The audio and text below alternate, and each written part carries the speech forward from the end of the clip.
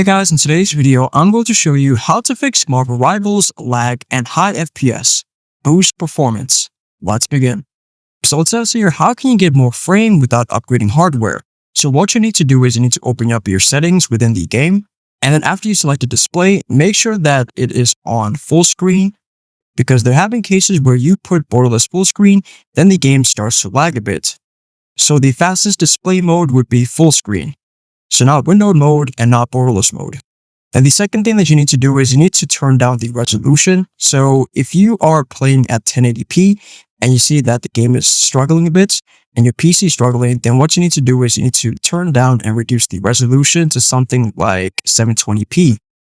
And then you also need to reduce the resolution mode, and you are going to change it from quality to performance.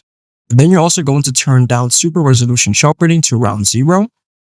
And you are going to turn this off, frame generation mode, and then make sure that this is turned off as well. Limit FPS, and you need to turn down VSync, so make sure that this is also off, because VSync, if you leave it on, it's going to take a couple of FPS, so you're going to make sure that this is off.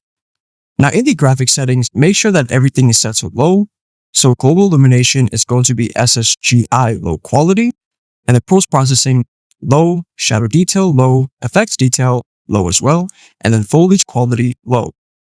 And then also see if you can try to update your graphics drivers, because this can also improve performance as well.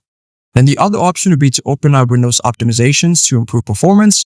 So you're going to open up your Windows settings, then you're going to go to the system submenu and then select display. After that, you are going to look for something which says the graphics tab. Then you scroll down and you are going to list the Marvel Rivals application, and then you're going to click on it, and then you're going to select the options button. Then you are going to select high performance. Then afterwards, you're going to select save. And there you go. I hope this video was helpful for you, and I'll see you in the next one.